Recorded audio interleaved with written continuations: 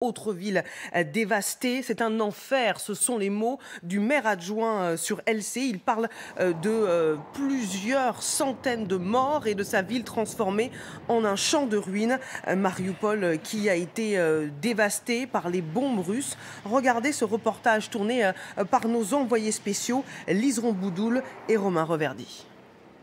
Quand nous pénétrons dans Mariupol, nous croisons ces groupes d'habitants qui marchent le long du corridor humanitaire avec leurs sacs, leurs petits chariots. Ils cherchent à sortir de la ville sous les bombes, car il y a de violents affrontements au sol entre les soldats russes, aidés par les Tchétchènes, et les soldats ukrainiens. Ces miliciens pro-russes contrôlent déjà ce quartier. Les Ukrainiens n'ont plus beaucoup de munitions pour résister. On va finir par s'en sortir. Nous entrons dans cette cour d'immeuble. Elle est ravagée. Nous montons les escaliers d'un autre bâtiment. L'immeuble est complètement calciné. Au 3e étage, nous découvrons une mère de famille avec ses 3 enfants sur un matelas. Elle vient de quitter le centre-ville en feu. Un obus de mortier a percé notre toit ce matin. Ça brûlait, on est vite parti. Je ne sais pas comment sortir de cette ville sans prendre des risques pour mes enfants. Les habitants sont coupés du monde ici, sans communication. Dans la cour, une femme nous interpelle. Elle aimerait qu'on passe ce message à ses enfants. Ma petite Christina, ma petite fille Olga. Peut-être qu'elles vont me voir. Nous sommes en vie, on tient bon. Un peu plus loin, un bus attend ces familles épuisées, terrorisées. Il les emmène côté russe, alors que ces miliciens du Donbass victorieux pénètrent dans Mariupol. Beaucoup d'Ukrainiens ont décidé de fuir la ville qui comptait autrefois 400 000 habitants. Sur LCI, Petro Andriouchenko, le maire adjoint de Mariupol, a confié son désarroi. Écoutons-le. Nous nous battons pour notre vie et c'est une bataille symbolique. Je ne trouve plus les mots, c'est un véritable enfer. Réellement, un enfer. Ici s'applique la destruction de tout ce qui est vivant. On détruit et on réduit en cendres tout ce qui est vivant. Et tout ça se passe en plein cœur de l'Europe. Hélas, le monde entier n'est qu'observateur de ce qu'il se passe actuellement. Nadia Mial, qu'est-ce que vous vous dites en voyant ces images et en écoutant les mots du maire adjoint de Mariupol? C'est terrible, c'est une des choses les plus terribles qui se passe en Ukraine. Moi, j'appelle ça le début d'un deuxième génocide. Le premier génocide, c'était aux années 30, 32, 33. Ce qu'on appelle Holodomor en ukrainien. Et je trouve que ce qu'ils font à la population à Mariupol, c'est le début d'un autre génocide. Et c'est très, très grave. Il faut réagir parce qu'il va faire ça dans d'autres villes également. C'est ce que vous craignez? Oui. Et je trouve qu'il se prend à Mariupol comme ça parce qu'il se venge du fait qu'en 2014, Mariupol a résisté, la population a résisté. Il ne voulait pas faire partie des soi-disant républiques séparatistes. Et il se venge là maintenant. Vous pensez qu'il est en train de dérouler un plan qu'il avait prévu depuis des années? Il se peut, c'est ce que beaucoup de gens, beaucoup d'analystes disent, oui, j'y crois. On va s'intéresser à présent à la manière dont l'offensive russe évolue depuis un mois maintenant, un mois de guerre en Ukraine avec vous, Nivine. Nivine, l'offensive russe se déplace sur l'axe Dnipro-Kiev. Expliquez-nous ce qui se passe, carte à l'appui. Alors, c'est assez visible sur cette carte. Vous voyez en jaune, ce sont les territoires occupés par les Russes. Jusqu'à présent, ils occupaient donc une très large partie du front sud. On va se rapprocher, on va zoomer pour mieux comprendre. Ils occupaient tout cet axe, mais ils ont été bloqués autour de Mykolaïv. Alors, la première stratégie des Russes a été d'essayer de contourner Mykolaïv par le nord pour prendre la ville ensuite d'Odessa. Mais les Russes ont été confrontés à des gros noyaux de résistance. Et vraisemblablement, ce qu'il y a en train de se passer depuis quelques jours, c'est que l'armée russe est en train de changer de cible. Ce ne serait plus Odessa qui serait dans le viseur des Russes, mais plutôt les villes du nord, avec notamment cette zone que vous voyez assurée juste ici. C'est là que se trouvent désormais plusieurs bataillons de soldats russes, alors que jusqu'à présent, ils étaient plutôt en direction du nord de Mykolaïv, direction Odessa. Ils sont donc dans cette partie assurée. et ils sont à proximité d'une ville, Kryvyi Rih. Cette ville, elle est symbolique. Pourquoi ? Eh bien, c'est tout simplement la ville de naissance du président Zelensky et de son épouse. Résultat, eh bien, la ville s'attend à tout moment à un assaut. Tout autour de la ville, eh bien, les habitants ont tout simplement décidé d'installer des engins de chantier pour bloquer l'entrée de la ville. Des tranchées ont été creusées.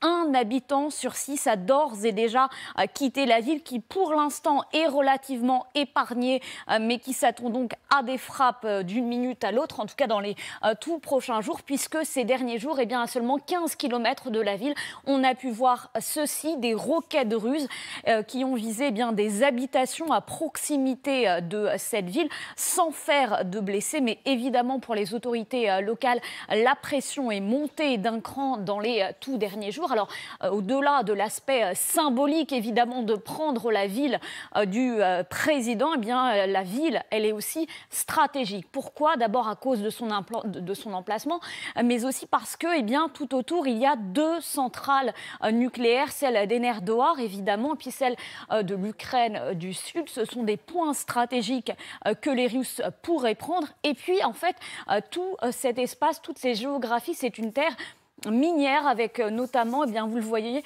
des gisements de fer tout autour. Là aussi, c'est une ville stratégique, c'est une ville industrielle. Pour les Russes, ça pourrait être, au-delà évidemment de l'aspect symbolique, une prise symbolique. Et puis, cette ville, elle est surtout très bien placée puisque, vous le voyez, elle est en direction de Dnipro. Il y a environ 150 km entre les deux villes.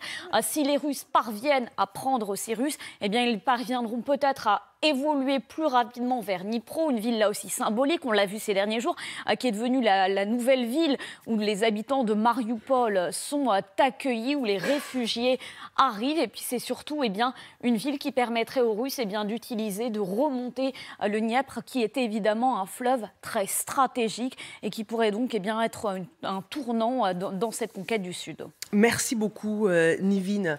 Général, que font les Russes en ce moment ? Est-ce qu'ils sont en train de changer de stratégie ?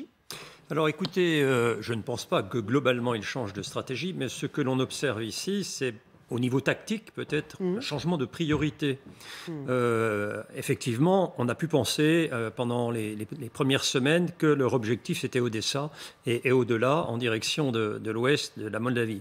Aujourd'hui, on voit que devant les difficultés qu'ils ont rencontrées à la fois au nord et puis aussi au sud vers Nikolaïev, ils ont évolué en tactique et qu'effectivement la ville de Dnipro soit devenue un verrou un peu stratégique qu'ils souhaitent conquérir. Pourquoi ? Parce que ça leur permettrait de s'ouvrir la voie vers le nord, d'isoler un peu plus les forces ukrainiennes qui se trouvent déployées à l'est, face donc au Donbass, et d'autre part d'aller vers Kiev pour peut-être barrer les routes d'acheminement des ravitaillements et des renforts venant du sud, en direction de la capitale. Donc c'est ce changement tactique auquel probablement nous assistons actuellement. Dans ces conditions, avec l'armée russe qui pilonne tous les jours, comment peut-on avoir des couloirs humanitaires sécurisés ? Oh oui, il ne faut pas y compter du tout sur ces couloirs humanitaires sécurisés. Les Russes ne les ont jamais respectés en Syrie, ils ne les respecteront pas non plus. Ils ont des objectifs, seuls les objectifs sont déterminants pour eux dans leur action. Les populations, elles, vont payer le prix. Ils seront martyrisés comme l'ont été les Syriens pendant ces 10 dernières années. Les couloirs humanitaires, s'ils sont ouverts, alors c'est qu'il y a une stratégie derrière. Et la première des stratégies que l'on peut voir, c'est faire en sorte que des millions d'Ukrainiens quittent le pays pour venir vers l'Occident et nous poser un véritable problème dans la prise en charge de 10 millions peut-être de personnes qui viendront se réfugier en Europe, ce qui va nous poser un gros souci à nous dans la prise en charge de cette population. Et ça peut être aussi une instrumentalisation que Poutine peut exercer contre nous. Et donc il faut s'attendre à ça. Général. Oui, manifestement, la guerre actuellement, faute de pouvoir détruire la résistance militaire des Ukrainiens, la guerre se porte vers les populations pour soit créer de la confusion à l'intérieur des villes notamment, parce qu'il ne faut pas oublier que les défenseurs sont aussi les protecteurs de la population ukrainienne, et d'autre part en mettant des tas de gens sur les routes et à la limite de vider l'Ukraine d'une partie de sa population, ce qui permettrait permettrait peut-être ultérieurement, s'il parvenait à conquérir l'essentiel du territoire, de mieux le gérer, avec moins de personnes qui leur résisteraient. Donc on est dans cette logique de guerre contre la population, effectivement. Quelle priorité pour les réfugiés aujourd'hui, la priorité absolue? Ce qu'il faudrait, c'est faire ce qui a été possible grâce à Erdogan en Syrie, c'est d'avoir des zones de désescalade de la violence dans lesquelles ces populations puissent venir.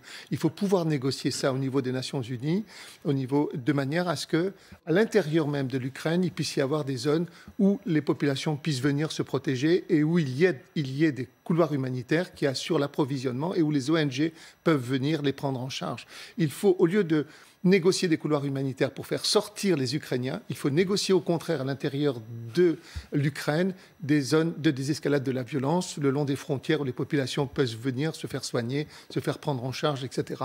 Ça, c'est vraiment très très important et ce serait obtenir sur Poutine quelque chose pour le mettre face à ses obligations humanitaires si quelque part, dans cet homme, il y a un peu d'humanité.